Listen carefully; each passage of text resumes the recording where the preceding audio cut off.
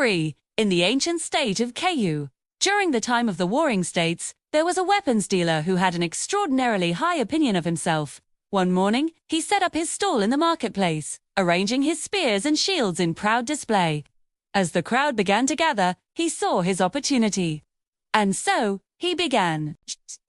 He reached down and lifted up one of his shields, holding it high above his head for all to see.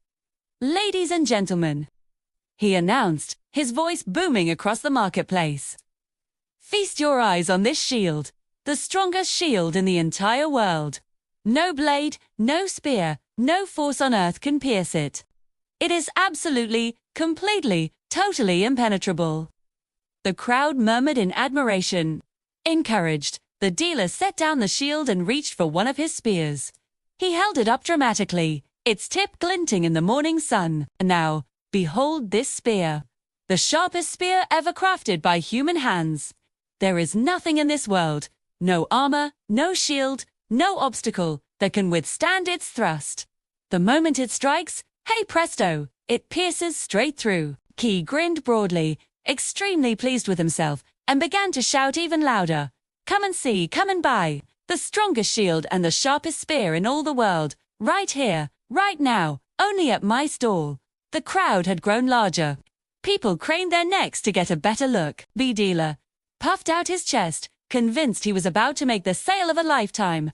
Then, from somewhere in the crowd, a quiet voice spoke up.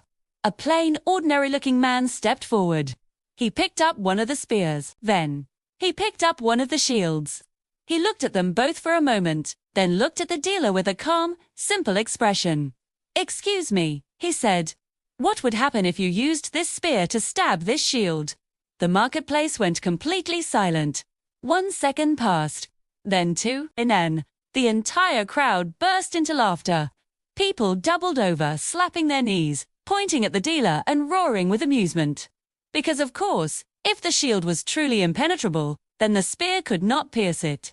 But if the spear could truly pierce anything, then the shield was useless. Both claims could not possibly be true at the same time, though. Weapons dealer stood frozen, his mouth opened, then closed, then opened again. But not a single word came out. He had no answer. There was no answer. After a long, painful silence, he quietly gathered his spears and his shields, hoisted them over his shoulder, and slunk away down the road, alone. This is the story behind the ancient Chinese idiom, Zidium Singai, nat spear and shield against each other, or, as we say today, self-contradiction. It describes words or actions that are inconsistent with each other. Claims that cannot both be true, arguments that undermine themselves. The story comes from the writings of Hun Fei, one of China's great philosophers, who used it to illustrate the dangers of speaking without thinking, of boasting beyond what truth can support. And over 2,000 years later, the lesson is exactly the same. Before you make a claim, make sure your spear and your shield can exist in the same world, because someone, somewhere, will always ask the question,